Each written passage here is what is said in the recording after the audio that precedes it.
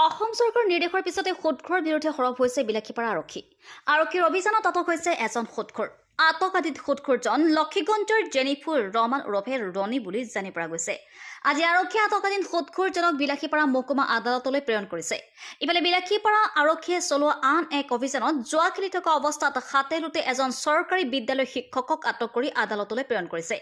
আটক হোৱা শিক্ষকৰূপী জুৱাৰীজন আব্দুল কাদেৰ আলী বুলি জানি পৰা গৈছে আৰু আব্দুল কাদেৰ নামৰ শিক্ষকজন চুৱাপতা প্ৰাথমিক বিদ্যালয়ত নিয়োজিত। শিক্ষকজনৰ লগতে আন 3জন জুৱাৰীকো আটক কৰে আৰক্ষীয়ে। আনহাতে বিলাসীপাৰা আৰক্ষীয়ে সুদখোৰ আটকৰ নামত এটা ৰমৰমীয়া ব্যৱসায় চলাই আহিছে বুলিও স্থানীয় বিভিন্ন মহলে অভিযোগ উত্থাপন কৰিছে। দিনৰ পোহৰত একাংশ সুদখোৰক আটক কৰি আনি থানাত ভৰাই থয় আৰু নিশা হলেই মোটা অংকৰ ধন লৈ এৰি দি আহিছে। দাবী কৰা ধন নাপালে তেনে 2-এজন সুদখোৰক জেল হাজতলৈ প্ৰেৰণ কৰিছে বুলিও এক গুৰুতৰ অভিযোগ উত্থাপন হৈছে। আৰু এই ক্ষেত্ৰত আৰক্ষীৰ ঊৰ্ধ্বতম কৰ্তৃপক্ষৰ হস্তক্ষেপ দাবী কৰিছে স্থানীয় বিভিন্ন মহলে। News desk report, Arunodoi Assam.